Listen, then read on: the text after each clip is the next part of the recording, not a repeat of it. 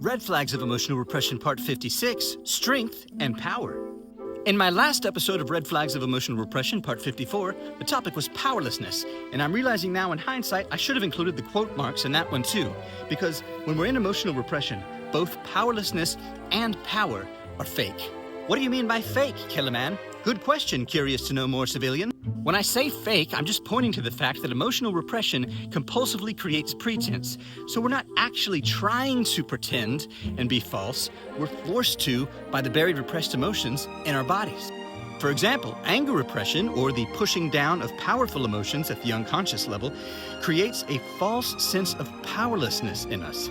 False or fake because we still have our power, we're just subverting it when we're repressing it.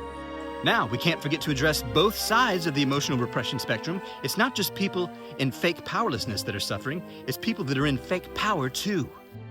When hurt, sadness, grief, and despair are repressed in childhood, the person repressing them is forced into overcompensating, which means they're forced to pretend like they're strong and powerful. This can be really painful, isolating, disconnecting, and confusing for hurt and vulnerability repressors because real strength and power are a virtue. But emotional repression, which creates false strength and power, masquerades as a virtue. You see the same thing happen with anger repressors who, because of their emotional repression, are pretending to be good, kind, compassionate people. So let this be a shorthand if you're out trying to spot emotional repression in the wild.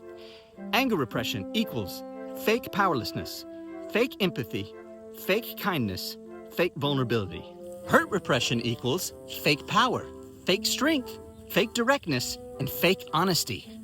Now, here is the tricky part. Most people are in some degree of emotional repression, which means most people are, to some degree, forced into pretense, including you and I.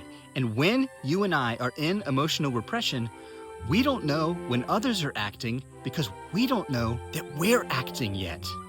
Imagine being in a play, but not being conscious of the fact that you're an actor in the play, thinking that everything that's happening in the plot is real. This may highlight the importance and necessity of you and I coming out of our emotional repression and pretense first, meaning before wanting or needing anyone else to change, which is what most people are doing most of the time because of their emotional repression.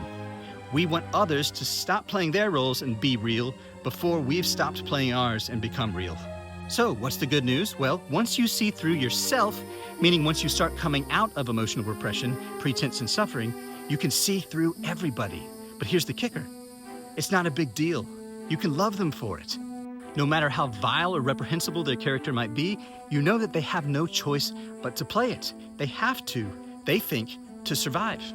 Unless and until they don't, meaning unless and until, like an alcoholic at rock bottom, their suffering gets bad enough that they have to find a way to quit.